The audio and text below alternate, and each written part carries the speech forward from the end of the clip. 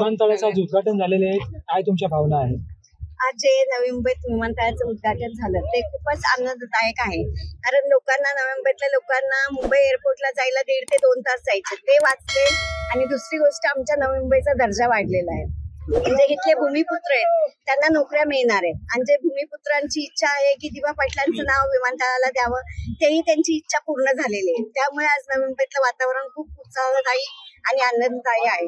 मोदींनी जे नवी मुंबईसाठी केलेलं आहे, विमानतळासाठी जे सहकार्य केलेलं आहे, जे मेहनत केलेली आहे, त्यामुळे आज मोदींचे आणि त्यांच्या सगळ्या सहकार्यांचे आम्ही खूप खूप आभारी आहोत.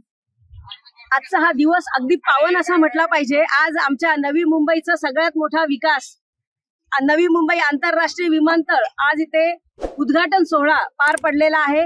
नवी मुंबईच्या विकासात आणि नवी मुंबईच्या पर्यावरणात हा एक मानाचा तुरा आहे.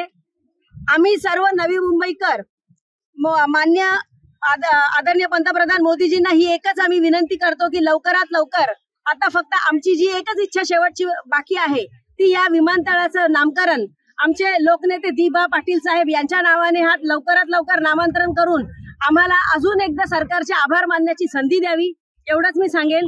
आणि मोदीजींनी जो विकास कामाचा धडाका लावलेला आहे, याच्यासाठी आम्ही सर्व, फक्त भारतीय जनता पार्टीचे लोकच नाही तर सर्व नागरिक, आम्ही त्यांच्या सोबत आहोत, पाठीशी आहोत. आणि आमच्यासाठी त्यांनी जे जे कार्य ते आम्ही अंत्योदय योजनेपासून सर्वांपर्यंत पोहोचवत सुद्धा आहोत.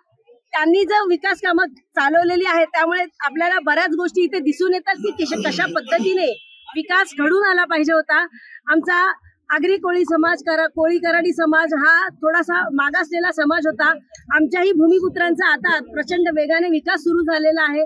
त्यांच्या ह्या फक्त भावना अजून एक यांनी पोचवाव्यात आणि आमच्या या नवी मुंबई आंतरराष्ट्रीय विमानतळाला लोकनेते दिबा पाटील यांचं नाव देऊन तातडीने आम्हाला उपकृत करावं ही विनंती.